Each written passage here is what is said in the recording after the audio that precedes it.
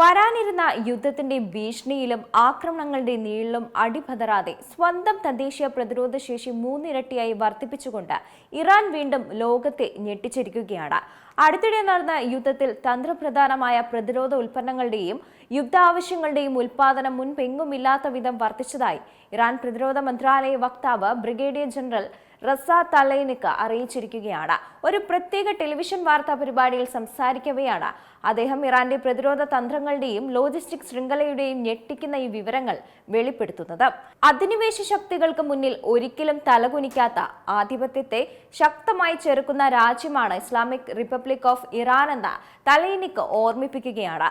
വിദേശ ശക്തികളിൽ നിന്നുള്ള നിരന്തരമായ ഭീഷണികളെയും ആക്രമണങ്ങളെയും നേരിടാനുള്ള ഏക വഴി ദേശീയ പ്രതിരോധ ശക്തിയെ നിരന്തരം ശക്തിപ്പെടുത്തുകയും വർദ്ധിപ്പിക്കുകയുമാണെന്നാണ് അദ്ദേഹം വ്യക്തമാക്കുന്നത്.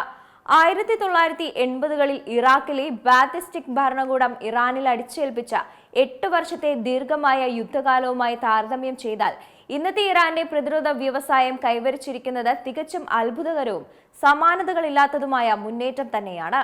ഇറാനിയൻ പ്രതിരോധ വ്യവസായത്തിന്റെ ഏറ്റവും വലിയ സവിശേഷത യുദ്ധോപകരണങ്ങൾ അതിവേഗം ഉൽപ്പാദിപ്പിക്കാനുള്ള കഴിവാണെന്നാണ് വക്താവ് ചൂണ്ടിക്കാണിക്കുന്നത്.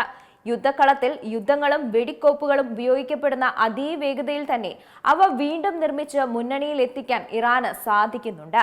അതായത് പോരാട്ട ഭൂമിയിൽ എത്രത്തോളം തദ്ദേശീയ ആയുധങ്ങൾ പ്രയോഗിക്കപ്പെടുന്നുവോ അത്രത്തോളം വേഗതയിൽ ഉൽപാദന ശൃംഖല വിശ്രമമില്ലാതെ പ്രവർത്തിച്ച് രാജ്യത്തിന്റെ വെടിക്കോപ്പ് ശേഖരം കുറയാതെ നിലനിർത്തുന്നുമുണ്ട്. കഴിഞ്ഞ വർഷം ജൂലൈ മുതൽ ഈ വർഷം ജൂലൈ വരെയുള്ള കാലയളവിൽ രാജ്യത്തിന്റെ പ്രതിരോധ ഉൽപാദനത്തിൽ വൻ കുതിച്ചുചാട്ടമാണ് ഉണ്ടായിരിക്കുന്നത്.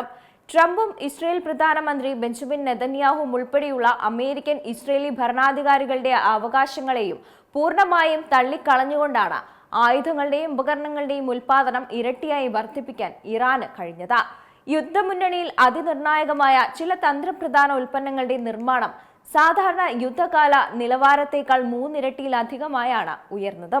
അതിവേഗത്തിലുള്ള ഈ ഉൽപാദനക്ഷമതയ്ക്ക് പുറമെ സാമ്പത്തിക ലാഭവും ഇറാന്റെ പ്രതിരോധ വ്യവസായത്തെ വേറിട്ട് നിർത്തുന്നതാണ്.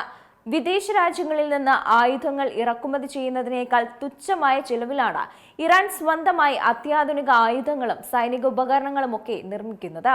തദ്ദേശീയമായ സാങ്കേതിക വിദ്യ, വിജ്ഞാനാധിഷ്ഠിതമായ ഉൽപാദന രീതികൾ, രാജ്യത്തുടനീളം പടർന്നു പന്തലിച്ച ഉൽപാദന ശൃംഖല എന്നിവയാണ് വളരെ കുറഞ്ഞ ചിലവിൽ വലിയ തോതിൽ പ്രതിരോധ ഉൽപ്പന്നങ്ങൾ അതായത് ഉപകരണങ്ങൾ നിർമ്മിക്കാൻ ഇറാന് സഹായകമാകുന്നതും.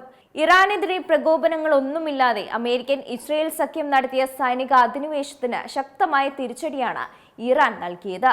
ഇസ്രയേൽ അധിനിവേശ പ്രദേശങ്ങളിലും മേഖലയിലെ അമേരിക്കൻ സൈനിക താവളങ്ങളിലും കൃത്യതയാർന്ന മിസൈലുകളും ഡ്രോണുകളും ഉപയോഗിച്ച് ഇറാൻ പ്രത്യാക്രമണം നടത്തി. തുടർന്ന് താൽക്കാലികമായി വെടിനിർത്തലും 60 ദിവസത്തെ നയതന്ത്ര ധാരണയും നിലവിൽ വന്നുവെങ്കിലും അമേരിക്ക വീണ്ടും ആക്രമണം അഴിച്ചുവിട്ടതോടെ ഇറാൻ ശക്തമായ പ്രതിരോധം ഇപ്പോഴും തുടരുകയാണ്. സ്വന്തം സായുധ സേനയുടെ അവിശ്വസനീയമായ വർദ്ധിച്ച ഉൽപാദന ശേഷിയും പ്രതിരോധ കോട്ടയുമാണ് ശത്രുക്കളുടെ തന്ത്രപ്രധാനമായ നീക്കങ്ങളെ വീണ്ടും പരാജയപ്പെടുത്തിയതെന്ന് പറയണം. ഏറ്റവും പുതിയ വാർത്തകളും വിശേഷങ്ങളും വിരൽ തുമ്പിലറിയാൻ സീ മലയാളം ന്യൂസ് എല്ലാ ഡിജിറ്റൽ പ്ലാറ്റ്ഫോമുകളിലും ലഭ്യം.